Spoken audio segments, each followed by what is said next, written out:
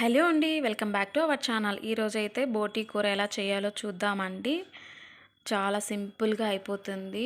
బ్యాచిలర్స్కి అయితే బాగా ఇష్టం ఉంటుంది కదా, వాళ్ళైతే చాలా సింపుల్గా చేసేసుకోవచ్చు. సింపుల్ వేలో చూపించేస్తాను, చూసేయండి. మేమైతే షాప్లోని క్లీన్ చేయించుకున్నాము.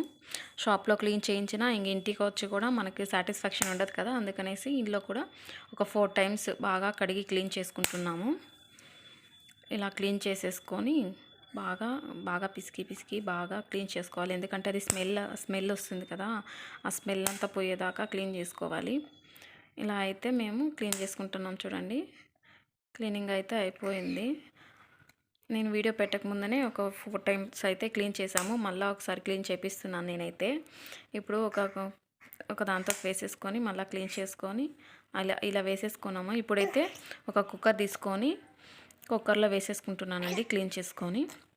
ఎందుకంటే బోటీ అనేది ఉడకదు కదా, కుక్కర్లో పెట్టేస్తే 2-3 విజిల్స్కి ఉడికిపోతుంది. సో అందుకనేసి నేను కుక్కర్లో అయితే పెట్టేసుకున్నాను. ఒక 3 విజిల్స్ వచ్చాక చూస్తే బాగా ఉడికిపోయి ఉంటుంది. సో ఇలా అయితే ఉడికిపోయిందండి. ఇప్పుడైతే ఇంకో ఒక కుక్కర్ తీసుకొని అందులో ఆయిల్ వేసి హీట్ అయ్యే వరకు ఉండాలి. ఆలోపు నేను చెక్క, లవంగాలు, జీలకర్ర వేసి బాగా పొడి చేసుకుంటున్నాను. ఆయిల్ హీట్ అయిపోయింది. ఆనియన్స్, పచ్చిమిర్చి వేసి బాగా ఫ్రై చేసుకోవాలండి. ఇలాగా వేసుకోవాలి. ఇప్పుడు అల్లం వేసుకుంటున్నాము. అల్లం పేస్ట్ వేసుకొని బాగా మిక్స్ చేసుకోవాలి. ఇప్పుడు వెల్లుల్లి పేస్ట్ వేసుకున్నాము. సపరేట్గానే వేసుకుంటున్నామండి, మిక్స్ లేకుండా వేసుకొని ఇప్పుడు బాగా కలుపుకుంటూ ఇప్పుడు కొద్దిగా కొబ్బరి పేస్ట్ అండి, కొబ్బరి పేస్ట్ వేసి బాగా అయితే ఉడికించుకోవాలి. ఇప్పుడు చిన్నగా కట్ చేసుకున్న టమాటా పీసెస్ వేసి బాగా ఫ్రై చేసుకోవాలి. ఇలాగా చూడండి, ఇలాగైతే ఉడికిపోయింది. ఇప్పుడు మనం ముందుగా కుక్కర్లో పెట్టి ఉడికించుకున్న బోటీ ముక్కలు వేసేసుకొని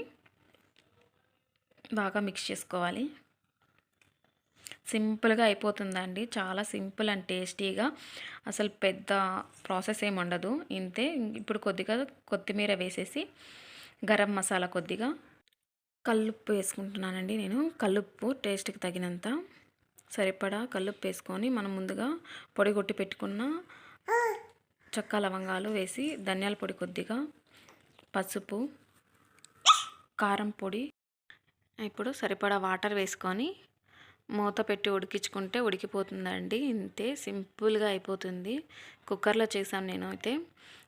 సో చాలా సింపుల్గా అయితే అయిపోయింది. మన ఛానల్లో ఇంకా కొత్త వాళ్ళు చూస్తూ ఉంటే, సబ్స్క్రైబ్ చేసుకొని వాళ్ళు ఉంటే సబ్స్క్రైబ్ చేసుకోండి. Thank you for watching.